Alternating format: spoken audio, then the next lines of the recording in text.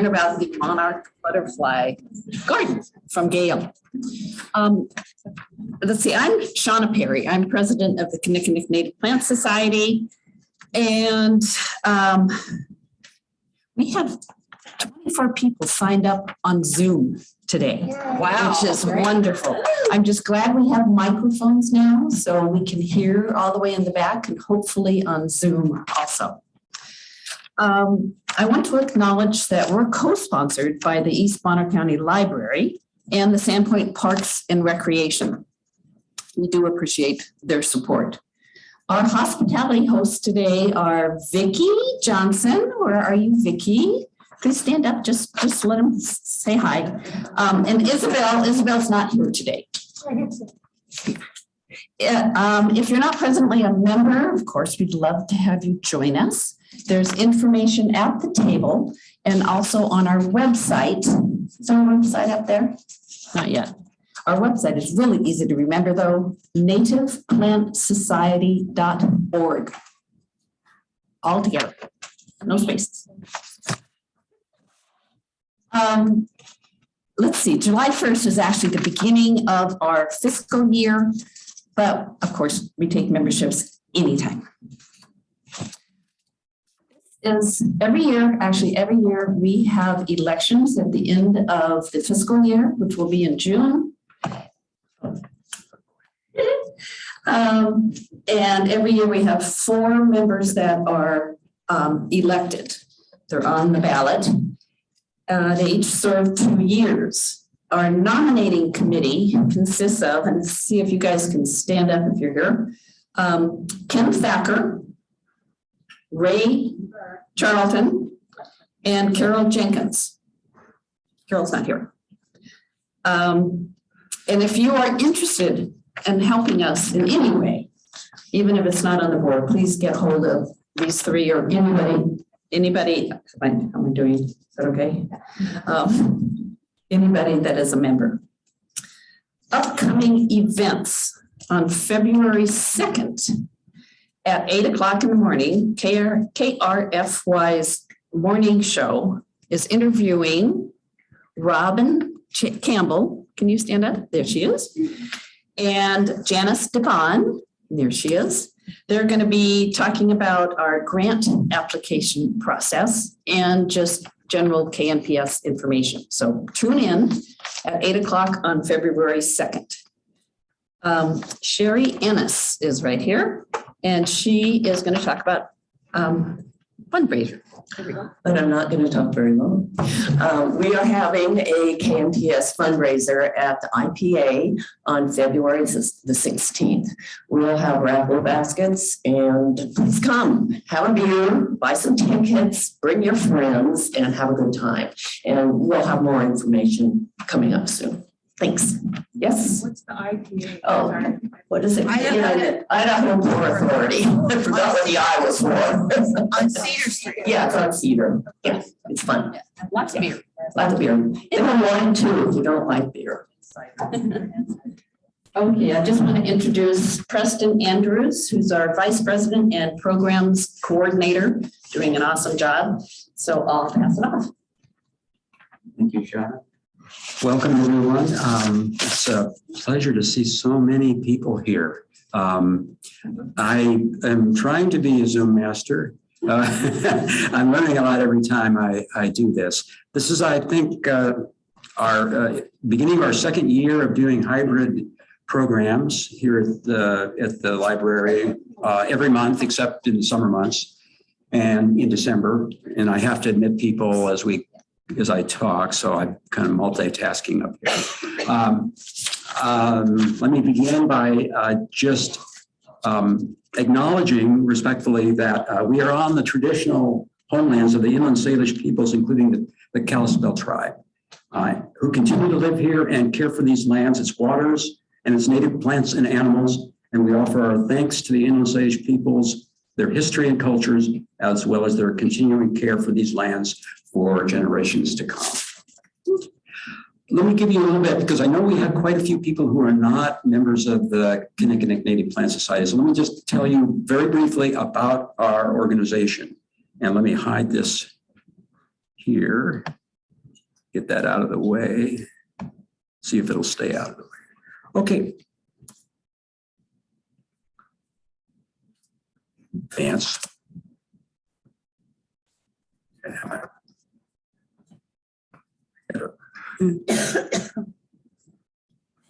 Technology. Oh, technology, yes.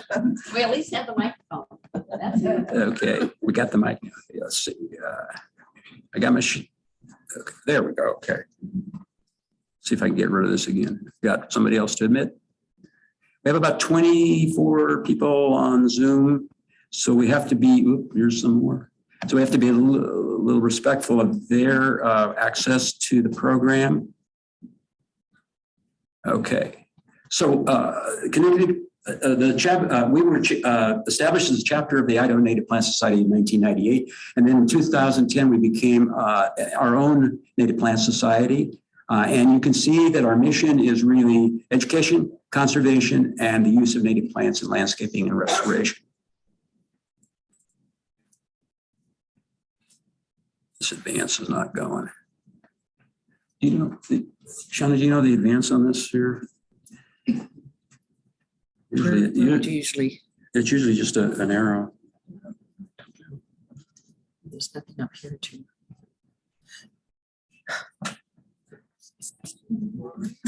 Yeah, I'm trying that. Okay, I'm going to check it off this and see if it goes.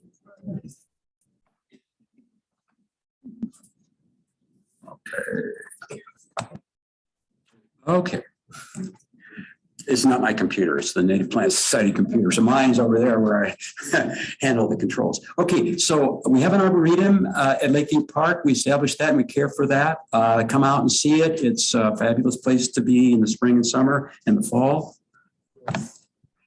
We also have published a book that's been out for a number of years, Landscaping with Native Plants in the Idaho Panhandle, available at bookstores from Bonners Ferry down in Moscow, Idaho, and at the History Museum. We also have, too far. We also have a brand new coloring activity book that's Busy, Buzzy, Bombus Bee, Can You Color What I See? And it's really a fabulous book. And it's available at local bookstores here in Sandpoint, as you can see there. Upcoming events, we will be featured on KRFY, Sandpoint Local Radio, and that will be talking about our grant program, the Lois Wythe, our founder, Lois Wythe Grant Program, and that will be on February 2nd. And Janice DeBon and Robin will be our speakers there. And then Sherry talked about the fundraiser. Our February program will be presented by one of our members, Jim Peak. Dr. Jim Peak, retired University of Idaho wildlife biologist and a member of KNPS. It's going to be his adventures over many, many years of his career in the Frank Church River of No Return Wilderness and what he did regarding large ungulates and browsing and the plant community there. Be sure to visit our website, follow us on Facebook, become a member. Donation. We have education programs, and we put a lot of money and time and volunteer time into those, and so we can always use any help you can give us there. And so that leads us to today's presentation, creating a Monarch Butterfly Waystation in North Idaho, going to be presented by Gail Bolin, one of our members and a past president of KNPS, and her colleague at the Young Living Essential Oils in Naples, Sabrina Ruggles, I think she's unable to attend today. So Gail will be doing this. Let me tell you a little bit about Gail and her background. She's a longtime member of KNPS. She served as a past president, board member, and is currently the co-chair of our landscape committee. She's a member of the Idaho Master Naturalist Program and works part-time for Bonner Soil and Water Conservation District as the coordinator of the Pend Oreille Water Festival for kids. It's an annual water resource education program for fifth graders in Bonner County. She has a master's degree in environmental science from the University of Idaho She owns Earthwise Northwest, an ecological landscape design company that specializes in native plant landscapes and wildlife habitat restoration. And Gail has lived here in Bonner County for 21 years. So please welcome, please join me in welcoming Gail. Can you get that to the presentation?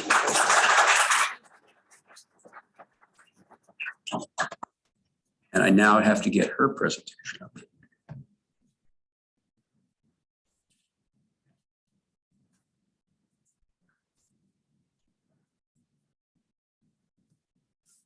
Cool. There.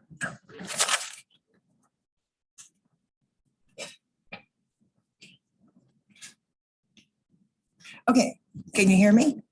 Okay, so we'll see how the technology works. Yes, Up a little bit. up. Oh, maybe it's my microphone's not It's adjusted. hanging down. Anyone have a paper clip? Seriously, At the library does. because I had one and somehow or another I took my microphone, it fell off and I lost my paper clip. I have one. Yay. Okay. Well, for now, I'll just hold this. Yeah, just a minute.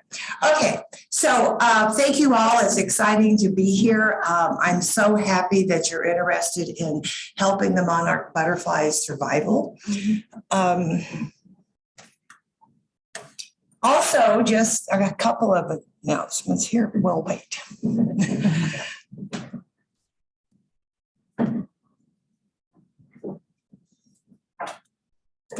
For whatever reason, this microphone did not come with a clip. So, What you want, just to make sure. okay. KNPS also has a landscape committee, and I am co-chair of that along with Jason Smith. And there's a group of us that visit members' homes and we do a landscape consultation. So if that's a reason to become a member, we don't charge a fee, we just ask that you feed us lunch. And it's always a lot of fun, right, Vicki? Yes. Okay, the other thing is, I just want to announce that the Sandpoint High School Travel Club is having a fundraiser on February the 24th at the Heartwood Center. And this is to raise money for their travel. They go to they went to the Dominican Republic to help with some type of an environmental project. They've done some reforestation. So it's a donation to raise money. And one of the films that they're going to show is about the monarchs in Montana, which I didn't even realize there was, a film about that. It's a series of short films, and the doors open at 6:15. The movies start at 7. So just mark your calendars and then look for more information. Okay? All right, very good. So I need more than one pair of glasses. I can't see my computer screen. Okay, so when I want to advance the slides, I just press down. I think that or there. Okay, all right, so this all started in February of 2021, when Sabrina from Young Living contacted me about designing a monarch butterfly waystation at their farm in Elmira. Young Living grows conifers in the 2 North Idaho farms, one in Elmira and one in Naples.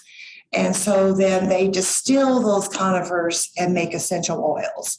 Some of you went on the field trip last summer and got to visit the distillery, which was really interesting.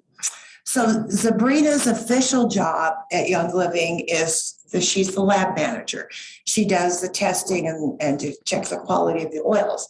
But the other thing that she was tasked with was getting this monarch butterfly waystation into being. So it was a delight to work with her. We had such a blast. And it was amazing to see this come about. But first of all, I want to just talk about the monarch in general. You probably know that the monarch is in crisis. The populations have declined over 90%. So all butterflies go through a life stage where they go through a complete metamorphosis. But what makes the monarch different is they only have one host plant. A host plant is a plant that the female lays its eggs on, and then that caterpillar, when it becomes a caterpillar, eats that plant. Other butterfly species often have more than one host plant, but for the monarch, it's only the milkweed. So without milkweed, you don't have any butterflies. Okay, so it's so important. And because, the adults actually, they look for milkweed to lay their eggs on. And I read that they can smell milkweed up to 2 miles away. That's kind of incredible. And I also read that they put their feet on the plant and taste it before they lay their eggs. Isn't that amazing? So in this part of the world, it's the Western monarch butterfly. And then if you can see on the screen on the left is they overwinter in California along the California coast. And then in March and maybe even February, they start their journey northward. So it's really important that there's habitat for them. So milkweed and then other plants for nectar. And so going north, it's 3 to 4 generations to make the journey. And we are kind of at the most northern end of their migration. There have been monarchs spotted in southern Canada. So all along, the females lay their eggs, and then they have a new batch of monarchs. Then the other butterflies, the adults, only live 4 to 5 weeks on their journey northward, whereas their journey southward, they live 6 to 9 months. Going back to their wintering grounds, it's only 1 generation. So it's really important to have the right habitat. And a lot of it has been lost due to development because the milkweed is considered a weed in agriculture. And milkweed is toxic to some livestock. So a lot of people with livestock have eradicated the milkweed out of their pastures. So we have 3 species that's native to the inland Northwest. And we have all 3 of those species in the butterfly garden. In fact, this picture was taken by Sabrina, and she did a collage of the 3 species. The showy milkweed, which is, it's the one on the most left. It's probably the most common of the milkweed species. The swamp milkweed up on the top right is more inclined to be found where it's wet. It kind of lives up to its name of being a swamp milkweed. And then the lower right is the narrow leaf, and it's often found in more south. I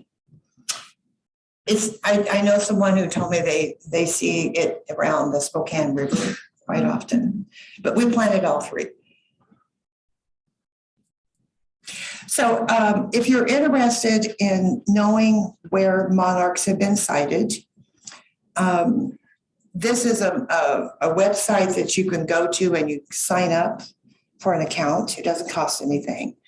And you can look to see where there's sightings by county and by year. You can also know whether they've seen a monarch, whether they've seen milkweed, or whether it's a breeding site. So a breeding site would be either they see eggs or caterpillars.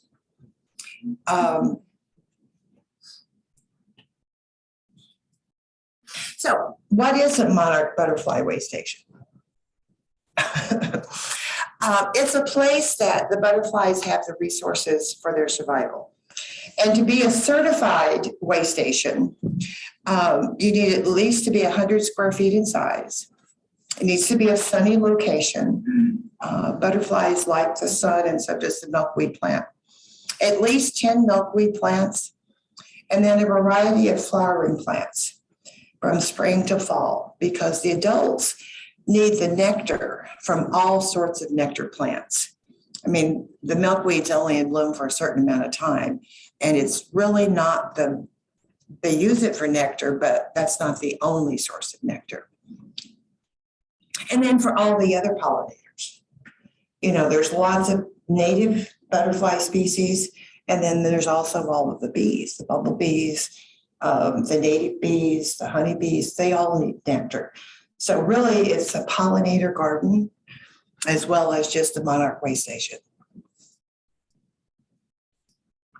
So this is a video, and I had to pull it up in a separate, what do I do? I hit escape because I got it.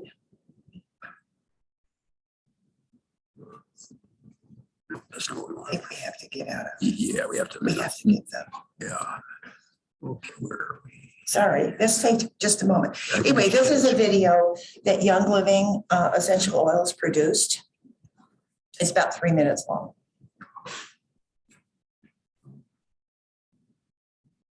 Trying to get out of this. Well, just hit escape.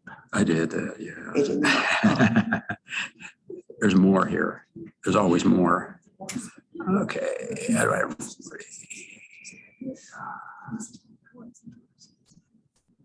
It's not doing it. This is interesting. Okay, this is just the talking speakers. Okay. Anyway, while we're trying to find that video, anyone have any questions? Yes. How do you get certified if you have all the? There's a form that you fill Yeah, out and nice. send in No, I didn't. It doesn't. to, it's the Monarch Watch, Okay. and it's available. I brought some information about that. But if you just Google See, Monarch this is what we Watch get. Waystation, it'll come up. Oh. Yeah, so we got that before and we didn't. Oh, it's right up there. Got it. Right there. You want to help? Oh, here, it's right here. Oh, this one. Got it. Okay, now we want to go to full screen. It's there. And then we want to play. We don't want it on mute. Okay. You were in the right place at the right time. All right. I don't have sound.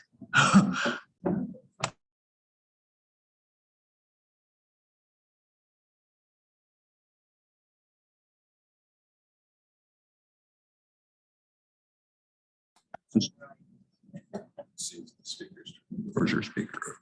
Here it is. We'll start back. I'll read.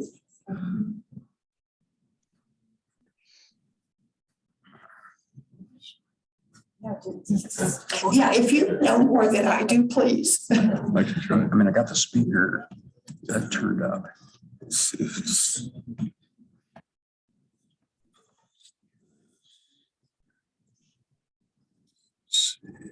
I think this. Any more questions while we're trying to figure this out? How do you Yes. get milkweed? How do you get it? You can buy it as plants from Nah, we got it. Sea Mountain perennials in Athol, and then also plants of the wild. Or you could collect seed from an existing milkweed plant, and try to grow your own. Thanks again. Okay, so now what do I do to start this? The play button right there, just click. Should be good. Just, Not seeing it on Zoom. The monarchs are pretty amazing. These guys, they weigh less than paperclips. They fly 3,900 miles to Mexico. And they have chunks of their wings. We're not seeing the thing on Zoom. If you realize Oh, this what is they another have to share, go through yeah. to survive, we have deeper appreciation Have to go back and do that. our efforts in trying Sorry. to save them. I'm glad you're. Just, me too. These guys, Really quick, Zoom controls. There's a patch of milkweed that I planted several years ago at the Water Life Discovery Center. And I've collected seed from there in the past. So if people, Yeah, that's right. let me know. I've got the mic. I don't have, it Yeah, would right, not that be would be until next fall that there would be seed.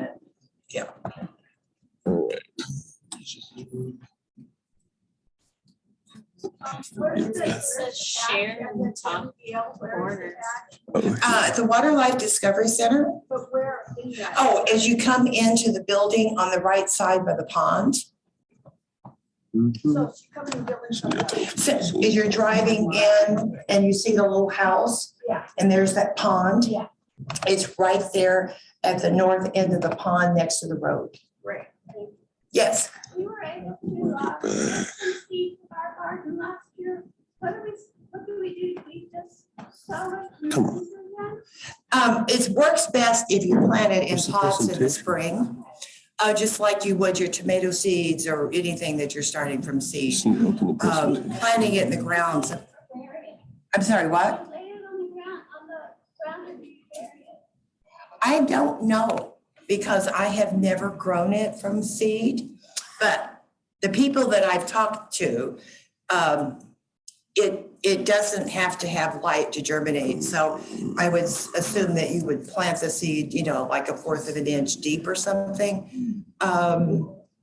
So I'm not an expert on starting seeds, but you could probably Google it for starting milkweed seeds and get some ideas. No. I know Sabrina grew seeds, and she told me that she used a hot water bath, soaked them in hot water before she planted them into the soil. She grew over 500 milkweed plants.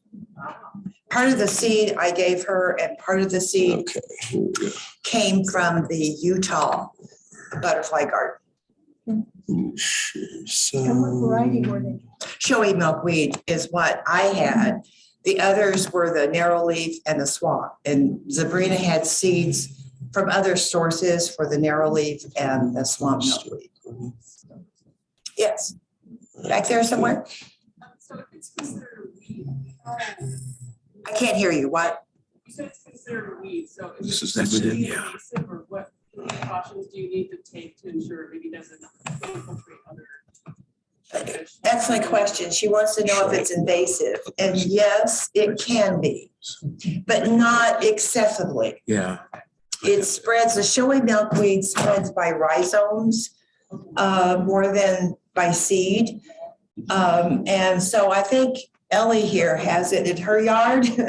And how much is it spread? I'm pretty sure it's, well, that's, I have to mention it, it probably is, though. It's the rhizomes, yeah, It's just all over the place now. yeah. And how many years did that take to happen? That took, maybe 5 years. And then Okay. each year I started seeing them popping up all over my inclination order, but Yeah. now I just fold a bit, but I'll just let them go now. Yeah, so it's not the ideal plant for a formal garden. You would need to allow some space for it to spread, which is a good thing, really. Yeah. Okay, Want to try it? yeah, let's try this. Now, what do I do? Just, Go down to the play button. I'm Dustin, by the way. Nice to Dustin, thank you so much. You're a godsend. Let me The monarchs are start at the pretty beginning. Yeah, let's start at the beginning. these guys Try to that be they weigh patient less with than paperclip and they fly 3,900 miles to Mexico. They have chunks of their wings missing. If you realize what they have to go through to survive, you would have a deeper appreciation for our efforts in trying to save them.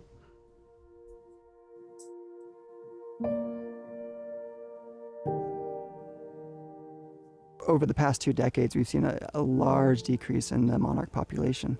Monarchs are in a crisis.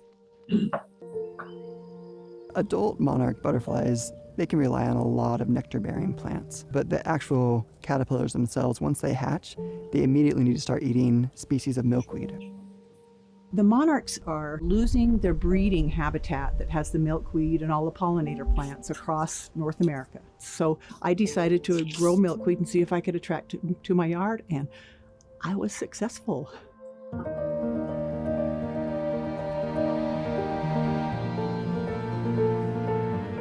You can see that the milkweed is in bloom right now, so it's attracting all sorts of bees and butterflies. Some kind of even little water source here. I had monarchs laying eggs, and that first summer I found 70 eggs in this garden. But I turned wasted space into this miracle that still will attract a monarch. Young Living got inspiration from Rachel Taylor to help conserve the monarch butterflies.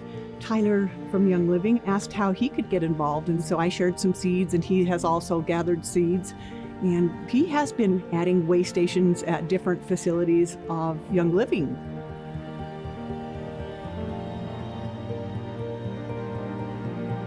So this is a large stand of showy milkweed that we planted a few years ago. A lot of people are making great efforts in their own backyards, but Young Living can do this at a larger scale with our great farms that we have.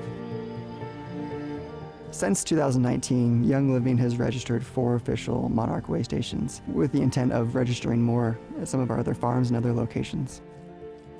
It's great to be a piece in this puzzle of fixing this problem, but really that puzzle gets solved if everybody participates. And it doesn't matter at what level. If they can only, devote a small piece of land or their whole garden to these type of efforts, any little bit can help.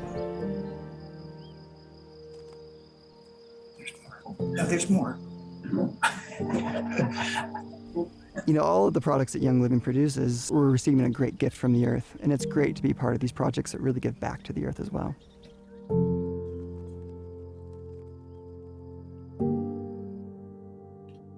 Okay, now to get out. How do I do that? Do I just click on the? Yeah. I just need to get out of there, right? Yeah. And then we got to go back to Zoom. At home on my computer, this was so easy because I didn't have all this other stuff. So if you want to watch that video again at home, I won't give you the direct link, but just Google Young Living Monarch Conservation and you'll find it. You have to find where you were.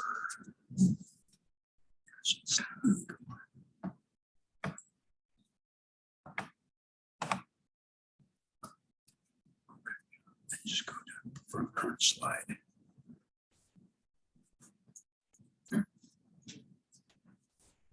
Okay. From current slide. Which one? Current slide. There. Right there. That should take you to that. Okay. And there is the link, but it's kind of hard to get down. But Sabrina sent me the link, but I also tried to Google it, see if it would work, and it does. So anyway, any questions about that? Okay. So this is the Young Living Farm near Elmira. And so the area there where the big orange arrow is, that's where the garden is. And I did this as a Google search after Sabrina contacted me, just so I'd have an idea of where it was and what the lay of the land was. When I do a project, I usually go to Google Earth and look it up before I go to the site. And so this was August of 2019 that this was a Google Earth. Yes. Oh, okay. And then I visited the site early March of 2021, and that is Sabrina, and you can see it's just an open field. This area had been a tree farm in the past before Young Living bought it. And so over to the right, there's aspens are just, they were planted to be dug up and sold as, trees. A lot of the farms in Boundary County sell big trees. They dig them up. They have these special machines are called spades. And so they dig them and then they transport them and you can get, a tree that's 15 feet tall instead of waiting for it to grow. So before Young Living bought this property, and I'm not sure how long ago, so the people who owned it had these trees that they sold. So there's aspen, and then there was some maples and some other trees. And that borders on the north side of the garden. So Sabrina and I met numerous times at the Tango Cafe over lunch, and I had this big piece of paper. I drew a plan to scale, and then we talked about what plants that they had, certain ones that they wanted. Of course, milkweed was a must, but they also wanted to be sure and have purple coneflower and bee balm and a few other plants. And so I chose the plants for the rest of the garden based on growing conditions. The site's sunny and well-drained. It's a sandy loam soil. Also something from the very first part of spring to bloom through frost. Because all pollinators need something to eat, right? And so anytime that you're building a pollinator garden, what you need to have is something blooming all time, all through the growing season. And then also the shape of flowers. Butterflies kind of like the daisy-like flowers to set on, whereas a lot of the bees, they like to get up inside, like some of the penstemons. So you have a whole variety of different colors and shapes. You'll be fine. So then after we had a plan and a list, it was my job then to check availability and to order the plants. And Cedar Mountain Perennials, which is located in Athol, is owned by Bob and Jill Wilson. They're members of KNPS, and they grow native plants. I contacted Bob, and after we had our list, and he actually contracted with Young Living to grow the plants, because he normally grows in the spring for sales in the summer, but we decided to plant in the fall. So that he had the ability to grow these plants during the summer to have them ready for fall planting. Yes. So you bought live plants from him and planted them? Yes, except a few. Plants of the Wild is a large nursery that's in Tico, Washington. So I contacted them, I gave them my order, told them what I wanted, and then I didn't want delivery until September. Of course, with growing plants, things don't always turn out. So there were some things that we didn't get the quantity that we wanted. There were a few things that they didn't have, and that's part of it. It is. Sabrina actually grew a lot of the milkweed herself from seed. So anyway, this is the site. What I recommended that they do was to plow the field. It is 220 feet long by 60 feet wide. And they had all the farm equipment because they plant trees. Since Young Living bought it, they grow conifers to distill for essential oils. So they had all the farm equipment. They plowed it, planted it in a cover crop to keep the soil from blowing away. And also the cover crop is actually nourishing to the soil.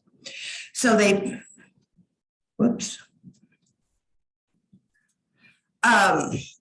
mixed two different blends. This one came from Rainier Seeds, and it includes some fescue, some ryegrass, and it's a nitrogen fixing mix. It has some of the clover, which fixes nitrogen. And then this mix they ordered from Plants of the Wild. And when they get a field ready to plant conifers, this is what they use.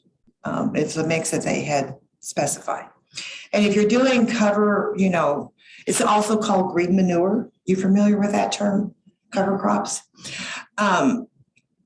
So this is the other one. They mixed the two together and then they sowed it in the field. The initial plan was for we were going to do it a second time. Two reasons. If there are weed seeds in the soil, it gives the chance for the weed seeds to germinate, come up, and then you plow it under. And then it also adds organic matter to the soil when you plow under the cover crop.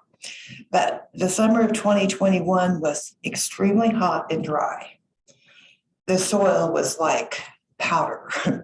So I had them mow it so that the cover crop would not go to seed, because we didn't need all this seed in the beds. So that worked. So fortunately, the first part of September, we got rain. So they were able to plow the field, and that's the photo on the left. And then Sabrina and I went and marked all of where the fence was going to be. And see that on the right picture there's a bunch of flags. That's where the planting beds are located. We marked the paths. They bought compost and had that delivered in that big pile there as compost. The other pile is wood chips. And wood chips they're a byproduct of the distilling process. So they have all the wood chips that they need to do this. And so after we got the plants in the ground, they put the compost in around the plants, and then all of the paths in between the beds is wood chips.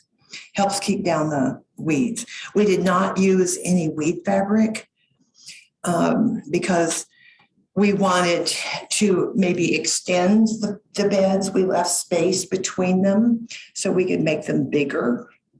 I mean, this is a big project to start with, but it's going to be bigger even still probably, because plants will multiply and grow, and we wanted to leave room for that to happen. Okay, so the first planting we did in this fall of 2021, I think it was like the third week of September, and this is the plants that we ended up with.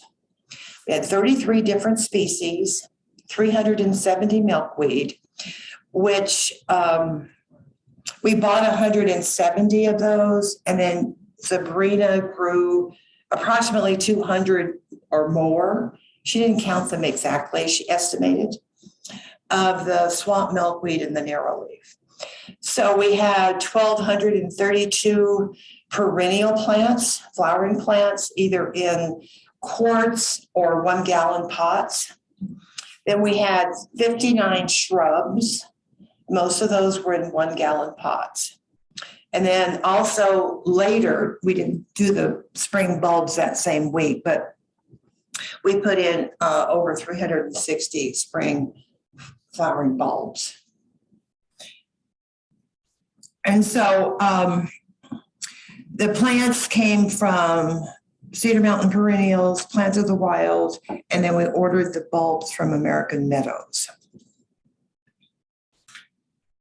There's Sabrina's milkweed. She did really well. She was very successful.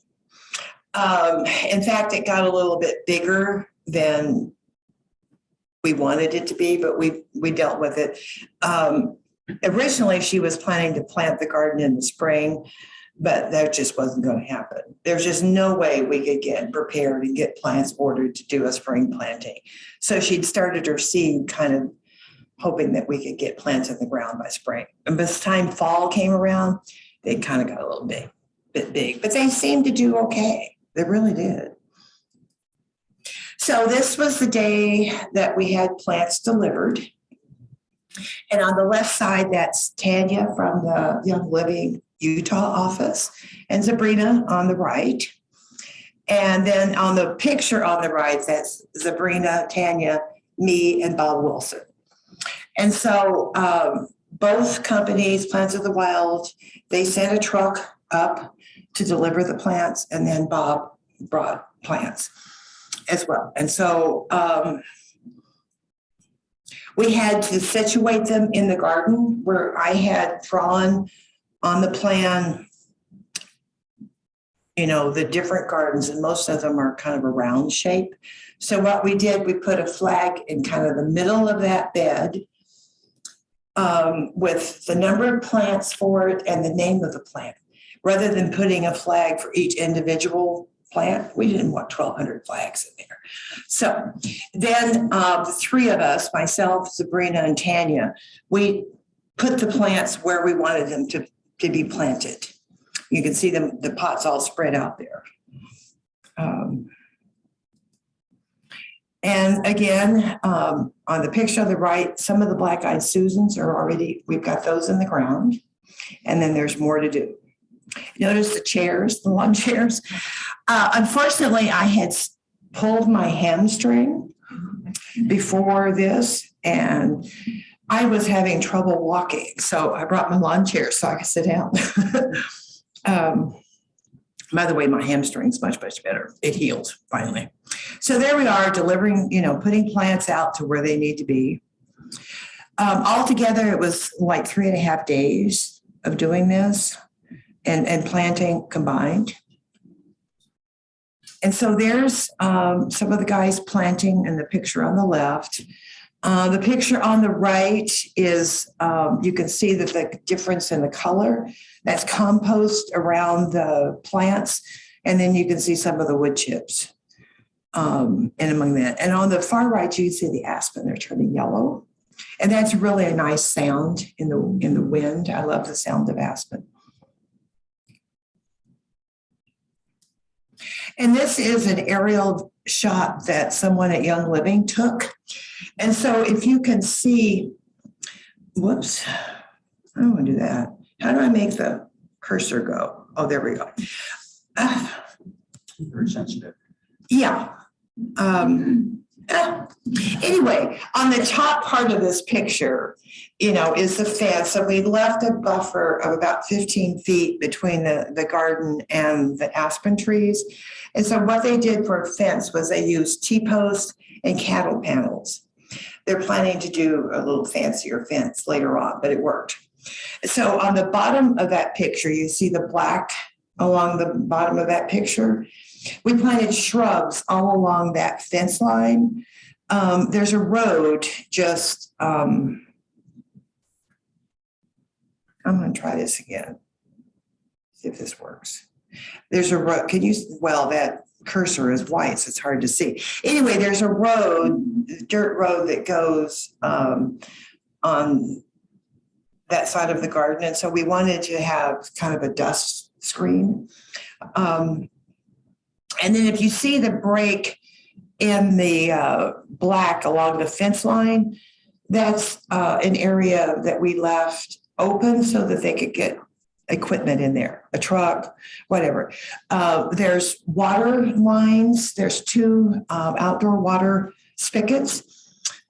There's electrical within the garden. And the plan is to put in a gazebo, a couple of water features as we progress. The garden is never finished. You know that, right? Mm-hmm. Yeah. Okay. So this was exciting. Spring. Woohoo! We have flowers. And I designed it so that all of the spring bulbs would not be in one place. They would be scattered kind of throughout the garden. And you can kind of see that in the picture on the right.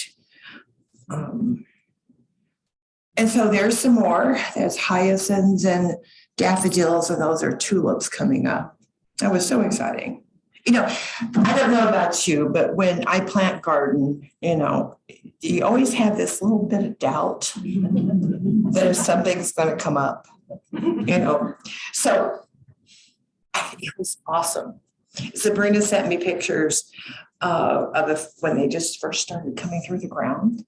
It was so exciting.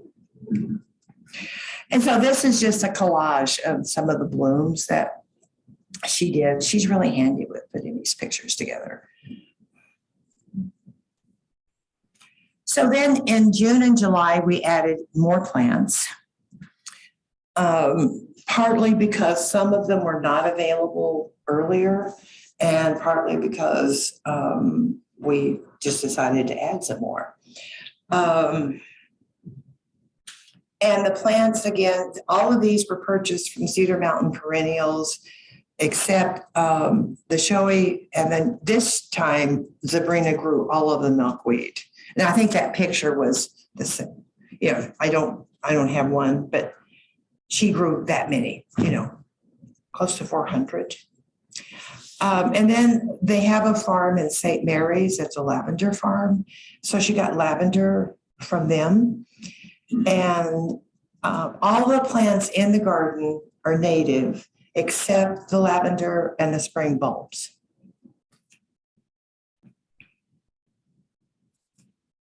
And again, this is a Google Earth picture of the garden in the summer of 2022. And you could definitely see where the compost is. You know, it defines the beds from an aerial view really well. Yes. I noticed the beds are very irregularly shaped. Is that to kind of give them more natural feel? Yeah. Nature is not symmetrical. And so when I design something, I don't like squares and perfect circles because nature doesn't do that. So yeah, that was on purpose. Yes. And then you said we put the compost on top, so you didn't dig it in. No, it's kind of a mulch. And no, we didn't dig it into the soil. We just put it around, more like a mulch than. It has some nutrients in it. Right.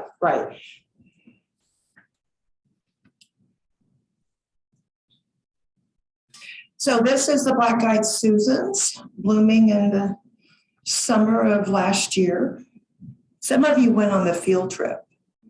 KNPS had a field trip, and so did the Sandpoint Garden Club.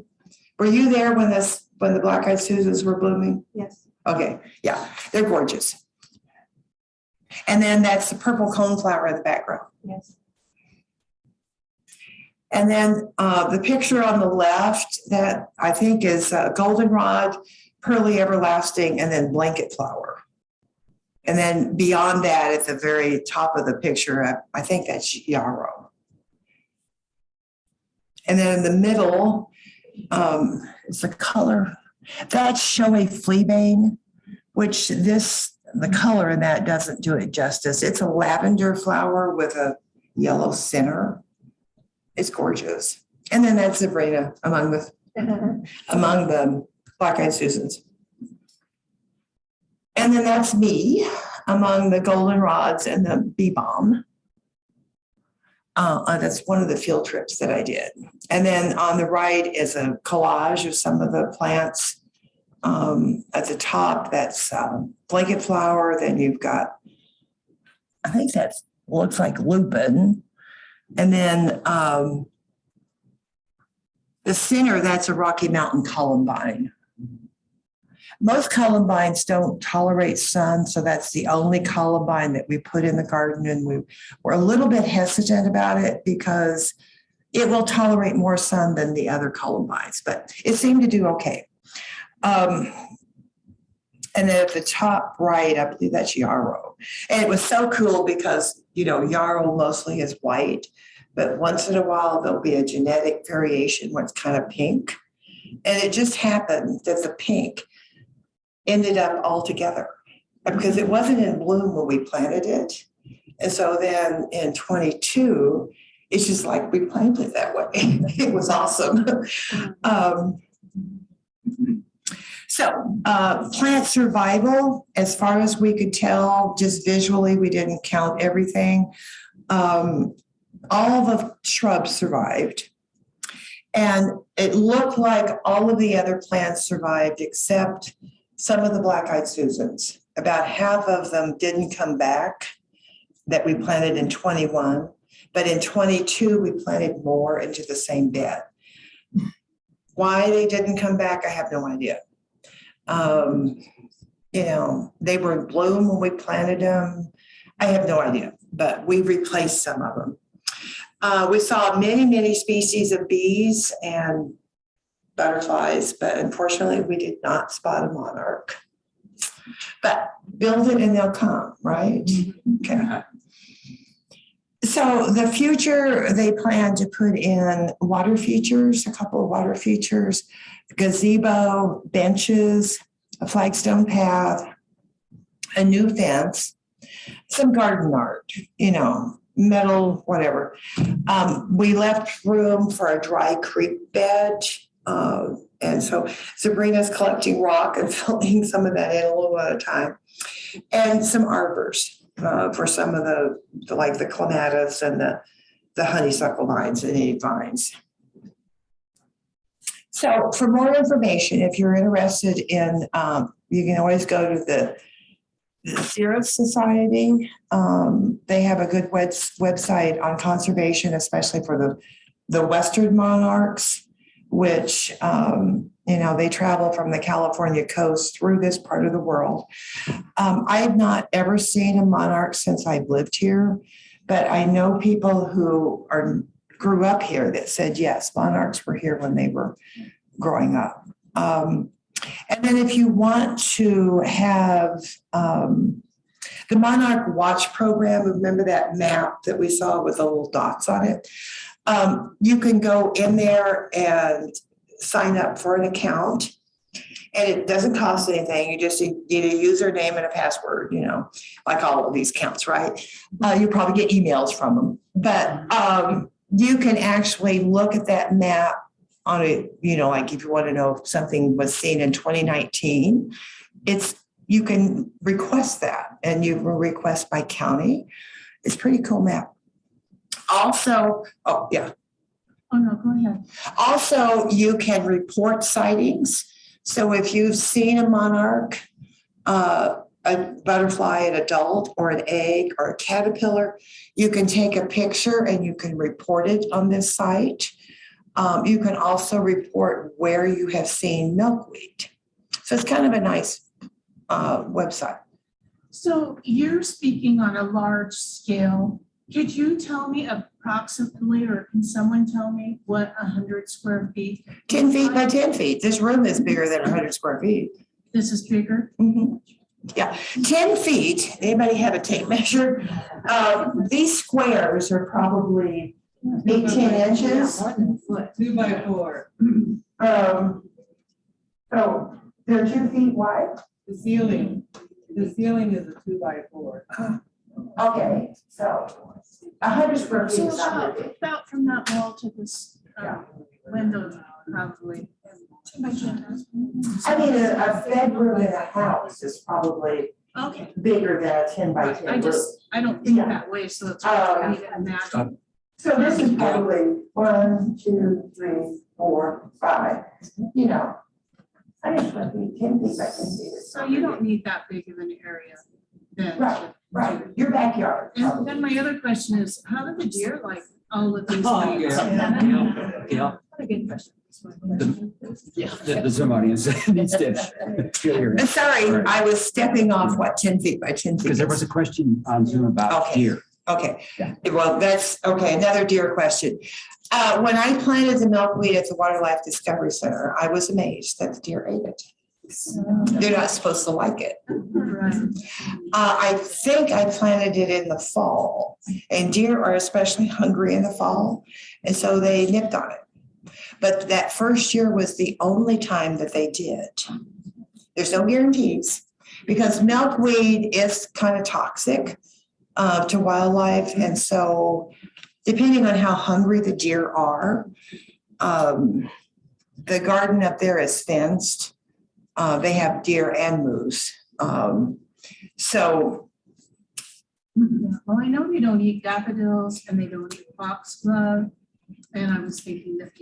And they have not eaten the milkweed since that first year at the Wildlife Discovery Center. So is there any more Zoom questions? A question about irrigation. Okay, yes, they did put in a drip irrigation system in the early summer of 22. And depending on our weather has kind of changed.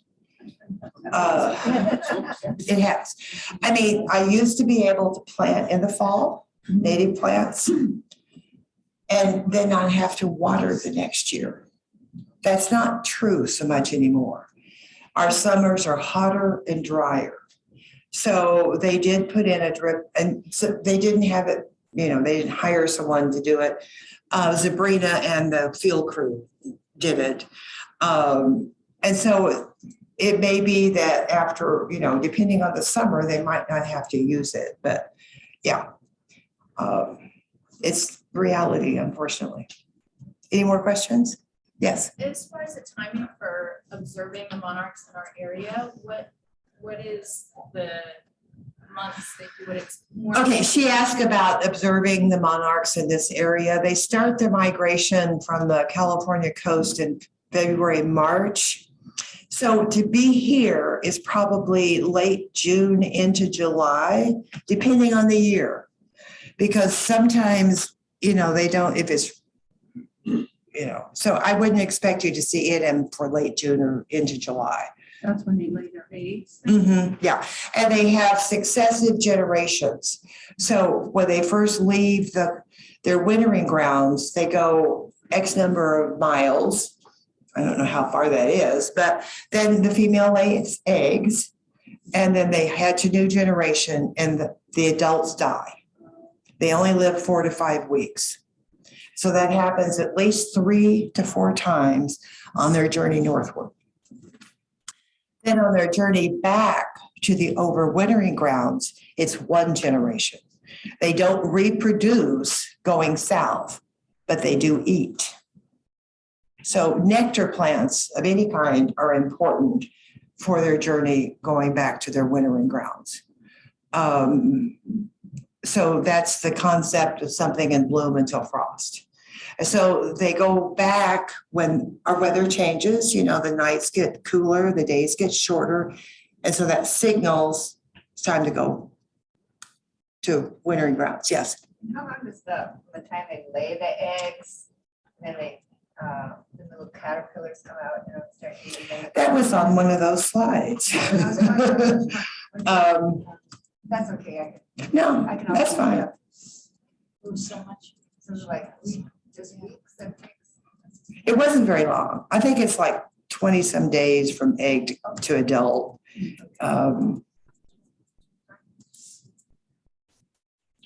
There we go. 4 days from egg to caterpillar, 9 to 14 days from caterpillar to chrysalis. And then there's this thing on the bottom that I can't, what is that? Can I get rid of that thing on the bottom? Comes back out. I didn't realize that. Yeah, it's supposed to hide that floating. There. Okay, 8 to 15 days from chrysalis to adult. Okay, Gail, there's a couple questions on Zoom. Okay, We might take those quick here.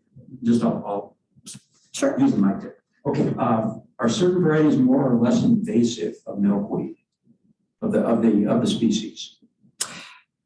I'm not sure. I know the only experience I've had is the showy milkweed. And from what I've read, it spreads by rhizomes. And I'm not sure about the other 2 species. The other question is about, was fencing necessary to keep the deer out of? Yes, yes. Mhm. And maybe they didn't like milkweed, but we had 2,000 other kinds of plants there too. And so we didn't want to mow to the ground anymore. That's the only. Okay. So when you talk about their migration, are they like hummingbirds? Do they have like a GPS in them where they go back to the same location? I honestly don't know. Does anybody know? They'll go back to where the milkweed is and where they can overwinter. We actually saw a big monarch overwintering in Central California when we were traveling through there. It was absolutely incredible.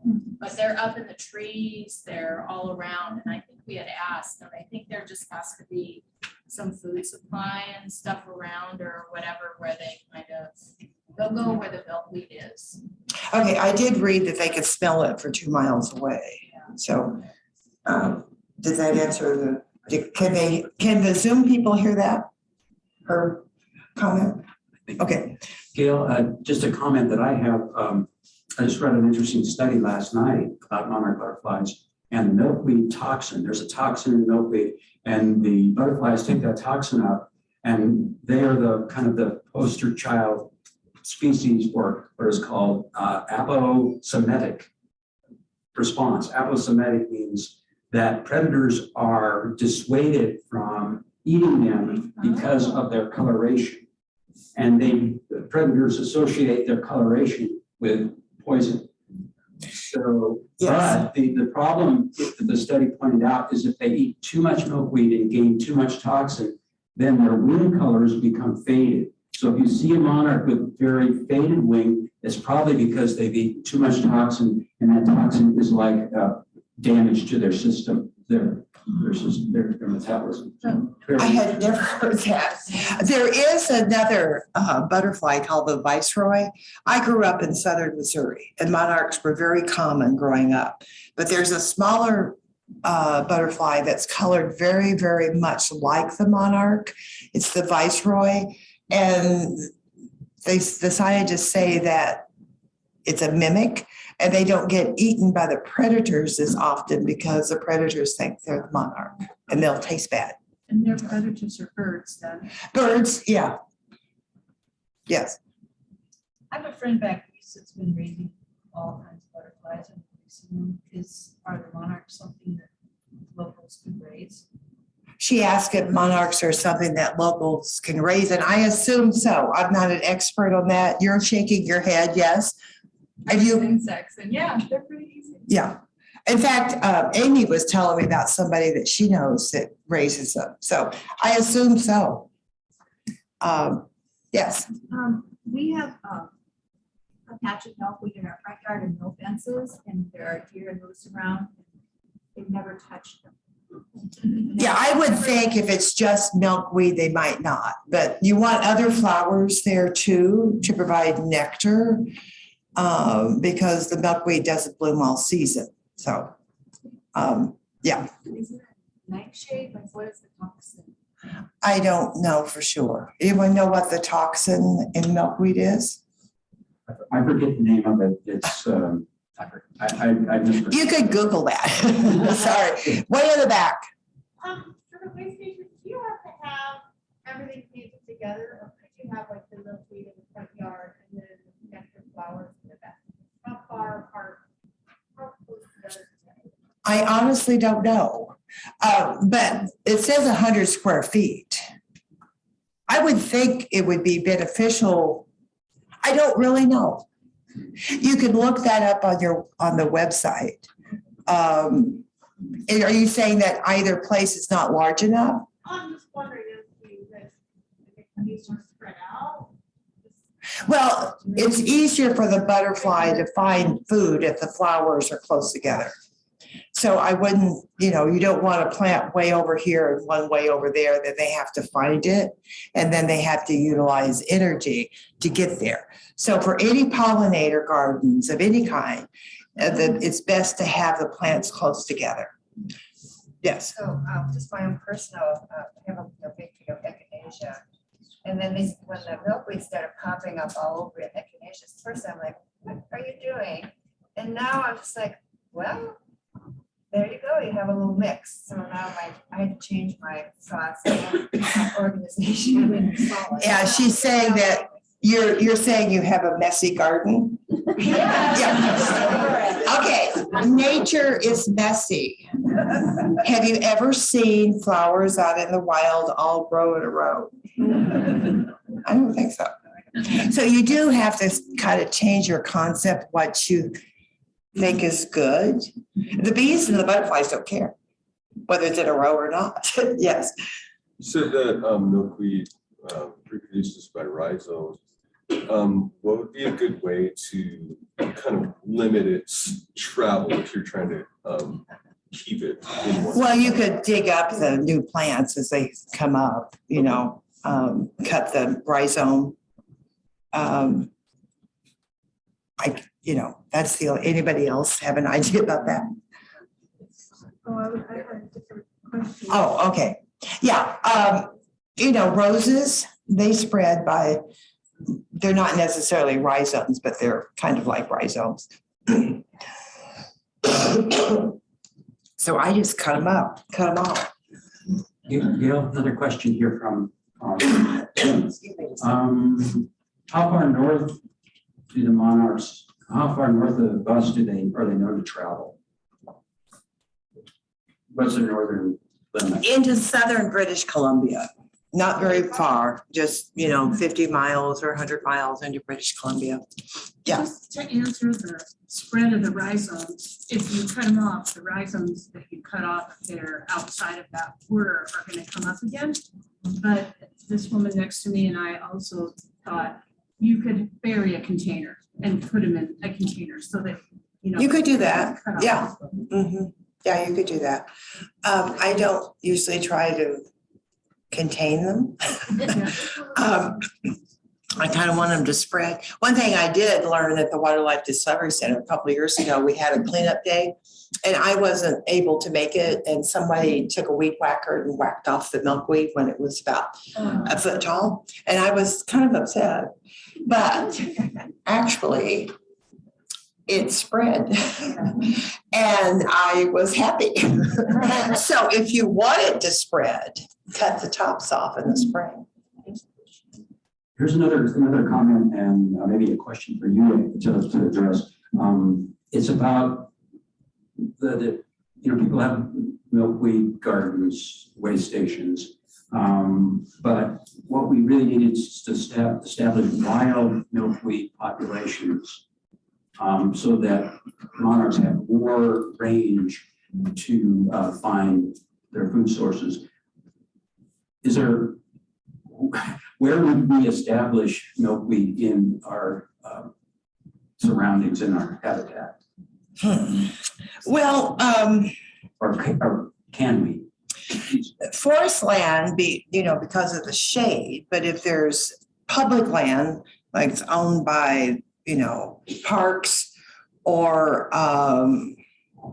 BLM or something that's a sunny location, I mean, there could be, or like Idaho Fish and Game properties, public land.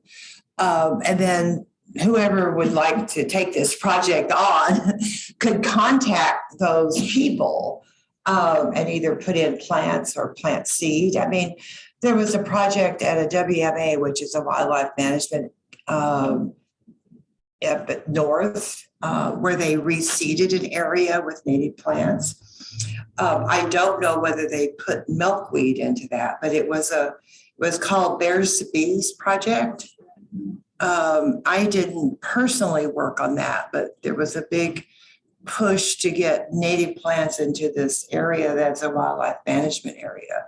So I see that as happening. I mean, when you plant things in the wild, they don't get fenced, from wildlife, but over time, flowers will bloom. So there's more to eat in a public landscape than there is when the deer are roaming around in neighborhoods. Yeah. Where's the Wildlife Discovery Center? It's the old Sandpoint Fish Hatchery on Lakeshore Drive. Oh, okay. You go down across the Long Bridge going south. It's the first right, and it's a mile and a half. Yeah. And it's also the home of the Idaho Master Naturalist Program, which I'm a member of that. And there's several people here in the audience that are members. And so volunteers maintain that property. And then it's open in the summer. The house itself is open.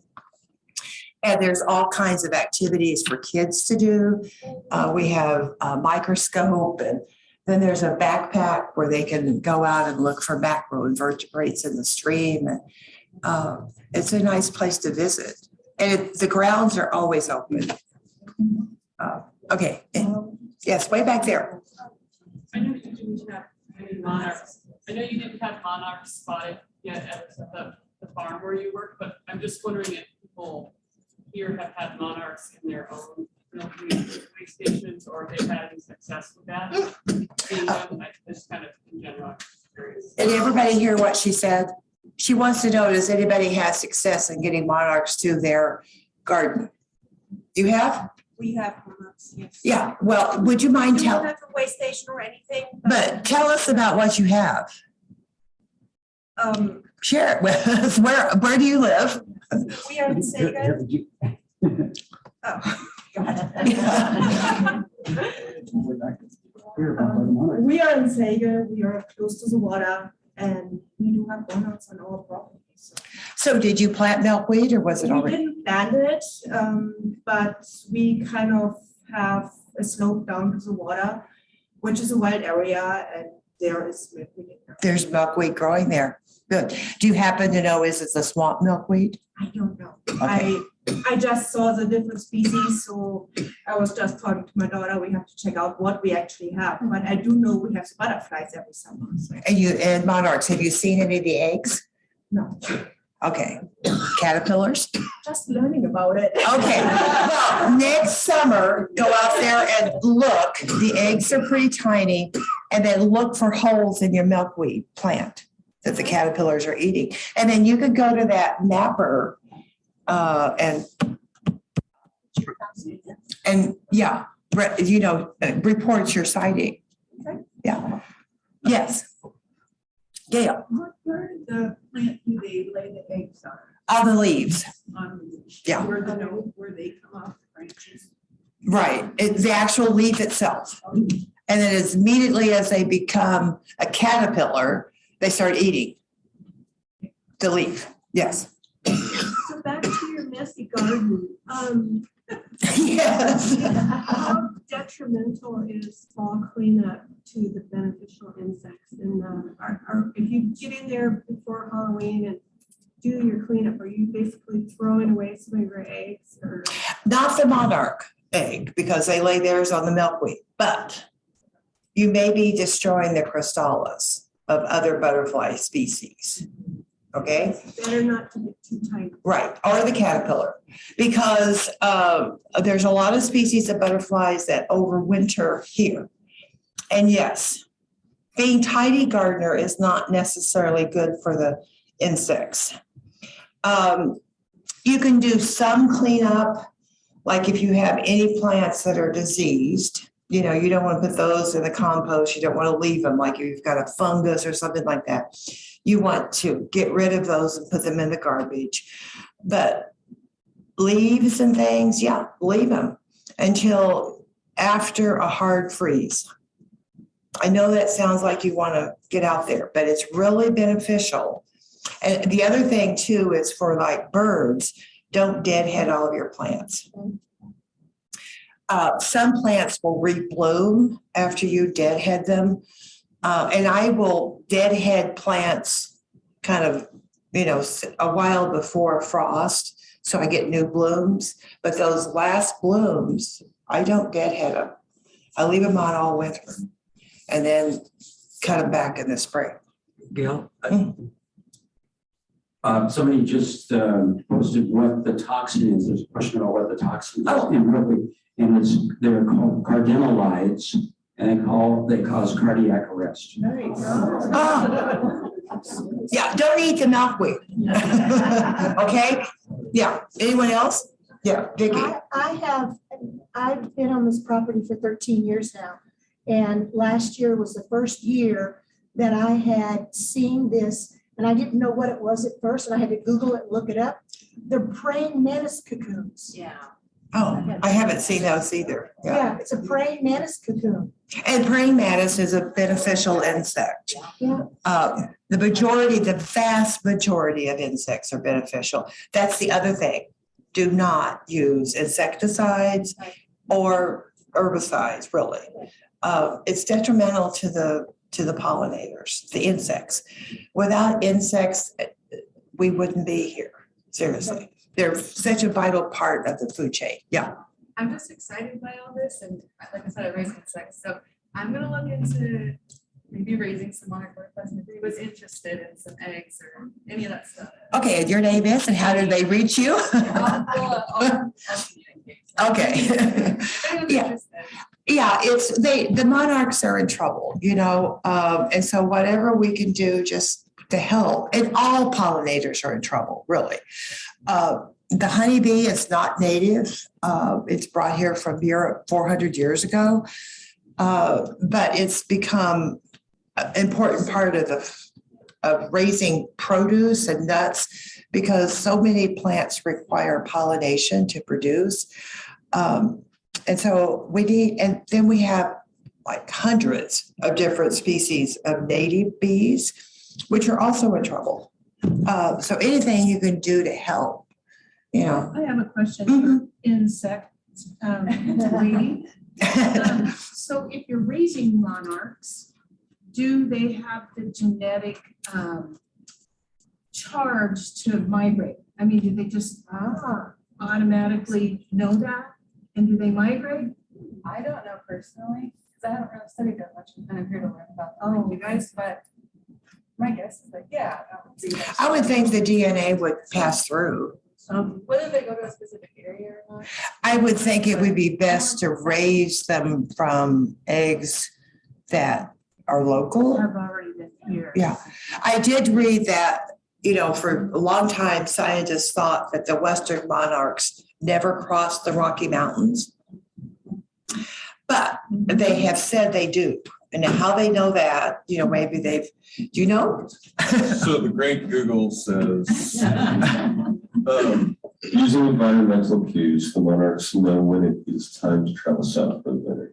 It's probably the temperatures. And things like Temperature that. and daylight, And yeah. then monarchs use a combination of air currents and thermals to travel long distances. So maybe they find those, and then once they're in there, the thermals just take them there. And some fly as far as 3,000 miles to reach your winter home. Yeah, it's amazing. It's the only insect that does that two-way migration like birds do. That's on my screen here. So, yes. Do you know of any other species of butterfly feed on? They have seen other species feed on the nectar, but I've never seen a caterpillar on the milkweed plant. I don't know. Do all 3 milkweeds bloom at the same time? No. Approximately the same time, but not exactly the same time. And it's not the flower that's important, it's the leaf for the caterpillar. The caterpillar does, as far as I know, does not feed on the flower. It feeds on the leaf. Who feeds on the flower? Well, see here, the caterpillar on that upper right picture, it's feeding on the leaf. The adult then would use the flower as nectar. And so would bees and other species of butterflies. And by the way, the flower smells really good. It has a really nice smell. Gail, another question here on Zoom. Open meadows like in the Soleil Valley, is that a successful place, or could that be a successful place to plant milkweed? I would think so, yes. It needs a sunny location. So, yeah. Anyone else? I just had a thought here where I live on a corner lot, a big corner lot. So I have a lot of people that are either walking their dogs or, whatever, walking their children to school. And I was just thinking that it'd be kind of fun when my milkweed comes up to actually post maybe some literature about, just kind of educate people. Yeah, what Ellie is saying that she lives on a corner lot and that she's thinking about posting when the milkweed is in bloom, putting out some brochures for people to take to learn more about and that's an excellent idea. Or just make a sign. Or you could make a sign, yeah. That's an excellent idea. About it, just some more education that as you're walking by. I have a comment on that. Patty and I we planted like milkweed, goldenrod, yarrow, rose, and all that stuff in an area. And then we certified our property as Xerxes pollinator habitat. So you can go to Xerxes and fill in the information, and then you can get a sign that you can post on your property that says that you're a pollinator habitat. Yeah, and you could do that with a butterfly waystation. If you have at least 10 milkweed and 100 square feet. Yeah, so you can fill out the form and become a registered Monarch butterfly waystation. See, a lot of you could do that. I know a lot of you have enough space in your yard to do that. Mm-hmm. Yep. Yes, Amy. Are the Plant Society, are you guys going to be collecting and distributing milkweed from people's statuses? I don't know. Somebody has to take charge of that.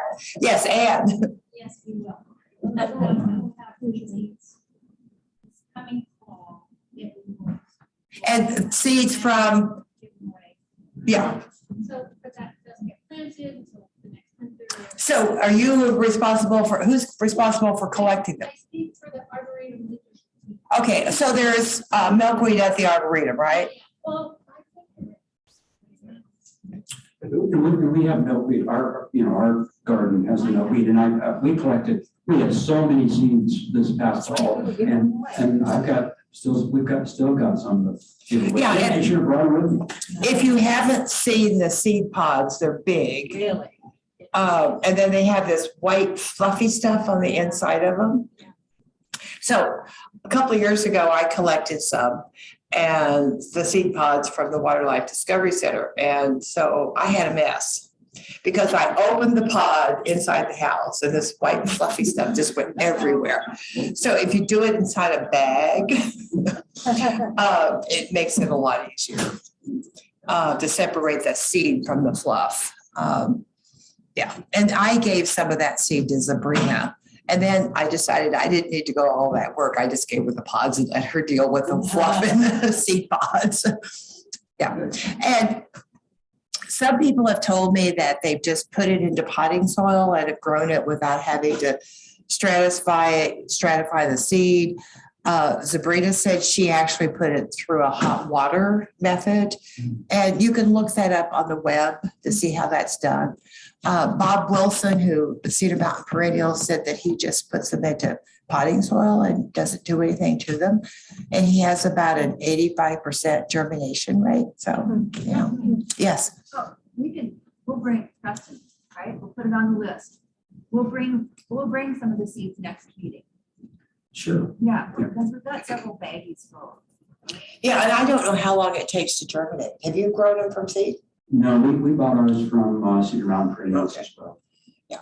So, yeah, we can become the official distribution for milkweed seeds, right, Preston? Sure, we can. Yeah, absolutely. Love it. Here's another comment. I know we need to wind down here. Just one more comment from Zoom audience about the founder of the Xerxes Society. Robert Michael Pyle wrote a book called Migrating with the Butterflies of Passage, Chasing Monarchs. It might be in the library here. So that's Robert Michael Pyle, Migrating with the Butterflies of Passage. Yeah, I've actually seen a video too that I got here at the library several years ago about the migration. And that was really interesting. That's when I learned that it's 4 generations going north. So I don't remember what the name of it is, but if they still have it, it would be interesting thing. So Where do we find plants and seeds again? Or where can we get them? The retail places that I know about is Cedar Mountain Perennials. They're a native plant nursery in Apple. And every year, the first Saturday in June, we normally have a plant sale, the Native Plant Society, at the Arboretum. Bob and Jill Wilson, that's their plants that come to the Arboretum for the plant sale. They're members of the KNPS. Their nursery, they're open to the public, I think, 1 day a week, but they have a website. It's just Cedar Mountain Perennials. And they sell at the farmer's market in Hayden on Saturdays. Oh, okay. And then they're open to the public by appointment. The other one is Plants of the Wild. They are not retail anymore. They used to be. They only do mail order. But in Washington. they're in Tico, Washington.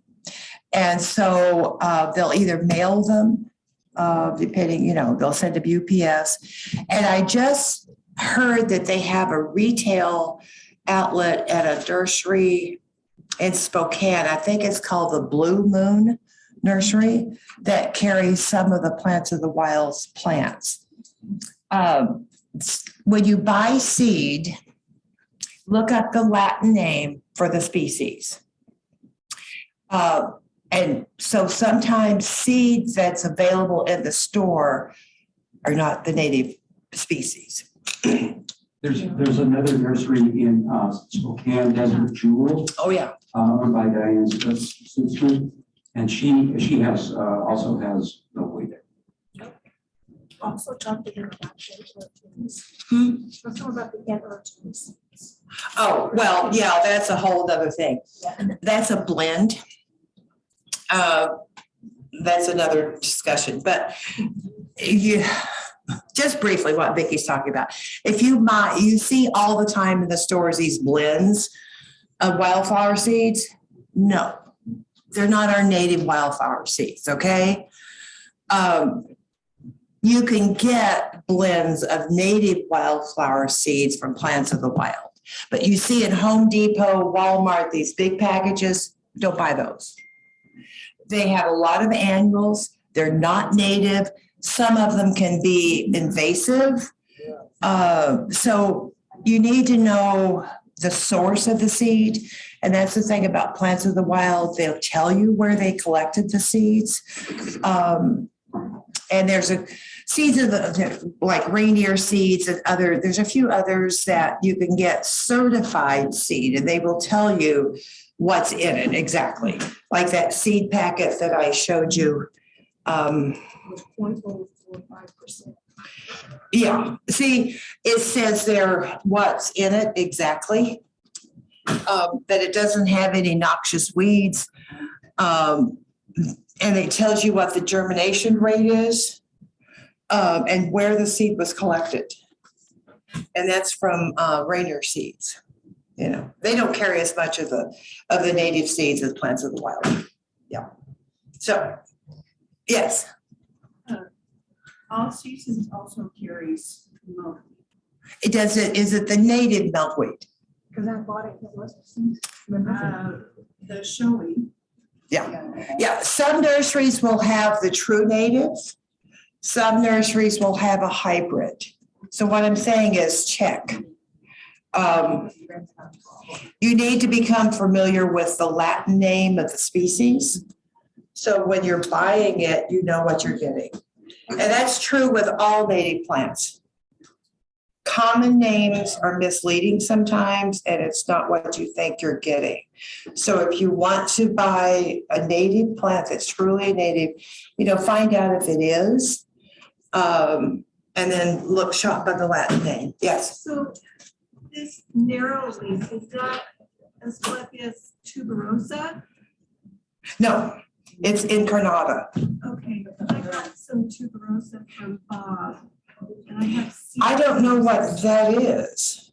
It was, is it orange? Yeah. Yeah, that is not actually native to this part. It's found further south. Okay. And I have not known anyone to grow it here. It may do okay.